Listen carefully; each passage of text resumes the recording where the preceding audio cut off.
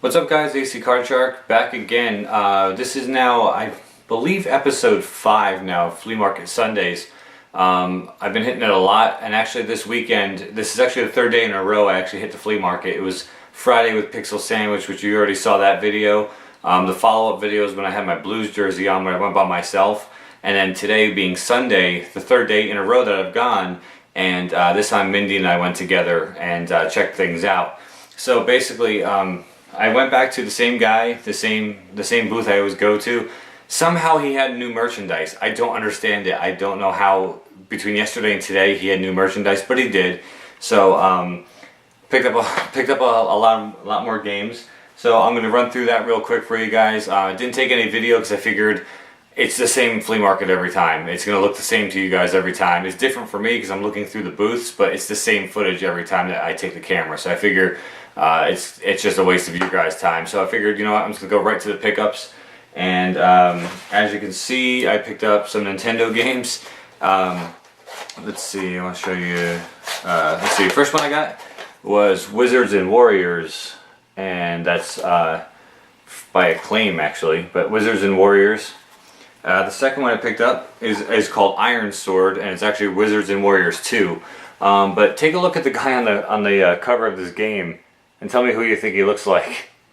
I'll leave your comments below with who you think this guy looks like. It should be fairly obvious. But the next one I picked up was 3D World Runner. These are all obviously original Nintendo games. Picked up Nintendo World Cup Soccer. These are all $2 a piece, as always, $2 a piece. This one I was actually pretty stoked to find, and that's Blaster Master. It's a pretty common game. I just don't have it yet, and I'm just really stoked that I was able to get a decent copy. It's not all banged up. Let's see, Rocket Ranger for the Nintendo. So that's Rocket Ranger. Don't have that one yet. Silent Service, which I thought looked like a good time. Like submarines and stuff like that. I don't believe I have that one. I could be showing you duplicates at this point. I don't even know. I need to somehow get like a list in my phone or a list somewhere to know what's going on. Mindy actually found this one in the bin, and she's like, "You have to get this one. It looks so crappy." So I'm actually like, she's starting to get into the same thing that like Pixel Sandwich and I are into, and that's like, doing the crappy games. But that's Solar Jetman, and just from the color, not the color. I'm sorry, but the cover, it just looks. I don't know. It could be good. I don't know. I've never played it before in my life. If you guys have played it, let me know. But Solar Jetman for the NES. And then the last game, I already have 2 different versions of this game, but Mindy really wanted me to pick it up. It's something that she would play with me, and anytime that she finds a game she wants to play, I pick it up because it's a rarity. So that's Wheel of Fortune Family Edition. And I have the regular Wheel of Fortune. I also have, I forget which, it's the black label. I have the white label. It was like Wheel of Fortune featuring Vanna White. And now I've got Wheel of Fortune Family Edition. And that actually came in a black sleeve as well as with the instruction booklet. So those are the NES pickups that I had. Let's see, 3, 6, 9 it looks like. 3, 6, yeah, 9 Nintendo pickups.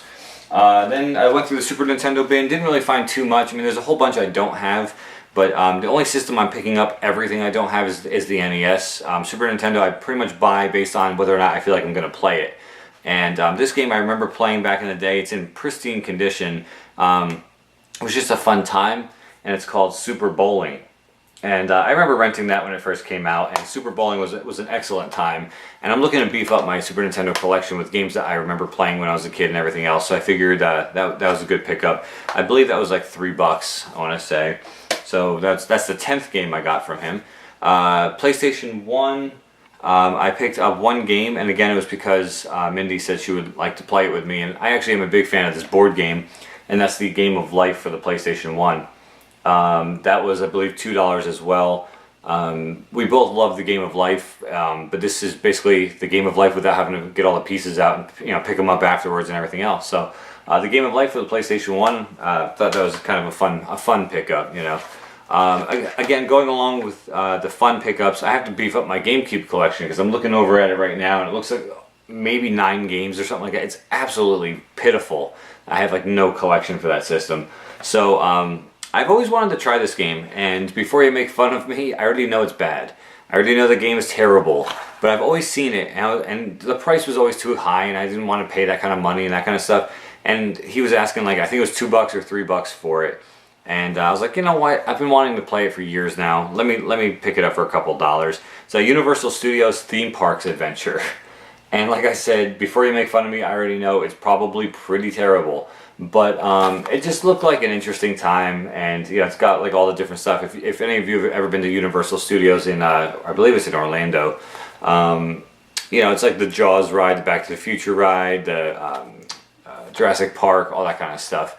It just looked like a fun time just to kind of sit and chill and just kind of explore around a theme park for a little bit. So who knows? Maybe I'll end up making some gameplay footage of this one just to show you how bad it is. But I just figured I'd pick it up for the couple bucks.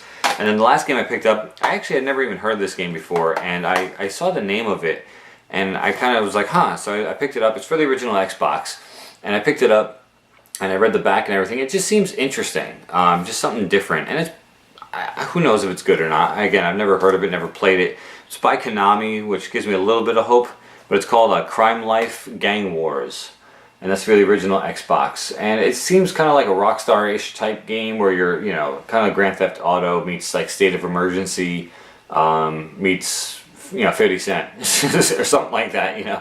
But it's, you know, fight to survive, fight for respect. You dive into a modern day urban gang culture. It just seems interesting to me, and it was $3. So I was like, huh, I was like, oh, let me give it a shot. Why not? I mean, it's another Xbox game that I didn't have. And then at the very end, I asked him, I said, do you have any PlayStation 1 memory cards? Because I'm not hooking my PS1 up in the game room. I'm only going to stick with my PS2 since it's backwards compatible. And I just need the memory cards to be able to actually bust out save games and everything else. And he just gave me a look and he goes, dude, he goes, I have a bag full. He goes, hold on. So he goes to his car and he takes out this bag, and literally he had a bag full. I said, well, do me a favor and find me 2 actual like PlayStation brand memory cards. So he did. So I picked up 2. I picked up a blue one and a gray one, official Sony PlayStation 1. And he charged me $1 a piece, which I was like blown away. I'm expecting $3, $2, something like that. $1 a piece. So for $2, I got 2 memory cards for the PlayStation 1. So all of that combined, this whole stack right here, everything combined, all the NES games, the Super Nintendo game, the PS1, Xbox, GameCube, and 2 memory cards, he charged me $30. And I can't recommend this dude enough. So I mean, if any of you guys are actually in this area in Quakertown, Pennsylvania, or Bethlehem, or Allentown, anywhere in that general area, even Philadelphia, I very highly recommend going to this guy. He's there every weekend, every Saturday and Sunday. His prices are stellar. You know, just absolutely amazing deals. And then, actually, I'll show you that last. And then, you know, just as another pickup, I ended up wandering around the rest of the flea market. There was a lot of other game booths that weren't just all games, but they had games there, and the prices were way over marked. Some dude actually, believe it or not, let me see if I can find the game I'm talking about. Actually, I just cut the video because I went to go find this game I was talking about because I already own it, but apparently it's still upstairs. I don't have it down here yet. It's the Super Mario Brothers Duck Hunt, like track and field or whatever that was. The 3-in-1 game that came with the power pad action system, whatever you want to call it. This guy had a huge box of NES games, so I started going through it, and I forget, somebody there was asking about, he wanted to buy the entire box, actually, this guy, and I was like, no, please don't do that. And he goes, how much do you want for the entire box? He goes, well, there's 80 games in there. Give me $200. And you know, the kid was just like, whoa, you know, I don't want to spend $200. He's like, I was hoping you were just trying to get rid of it. And so the guy kind of took offense and he started getting mad. And he's like this, you know, and he picks up the game and the Mario Duck Hunt, you know, triple game. Picks up, he's like, I can get $15 for this one alone. I'm looking at him like, are you friggin' insane? I'm like, you can't get $15 for that game. So I already knew that, like, I didn't even want to start looking through his bin, because even if he had something, I was like, oh my god, he's going to probably overcharge me like crazy. So I didn't even want to tempt myself by looking. So, but I continued to look at other booths and everything else, and I came across somebody who had literally had, I think, 5 games sitting out. It was like 2 PS1 games and 3 NES games. And the one NES game I saw, I was like, damn, I really want that game for my collection. I don't have it yet. So, she had told me, I picked it up for $5, maybe a little pricey as far as the flea market's concerned, but I did do my research on eBay, and it is the fair market value, if not a good deal for the game. But I did pick up Ninja Gaiden for the NES. So a game I didn't have in my collection yet, and a game that everybody, regardless if you're collecting or not, should have if you have an NES. So I did pick that up for $5, and that was the only other game pickup I made. So I spent $35 and got that stack of games that you saw.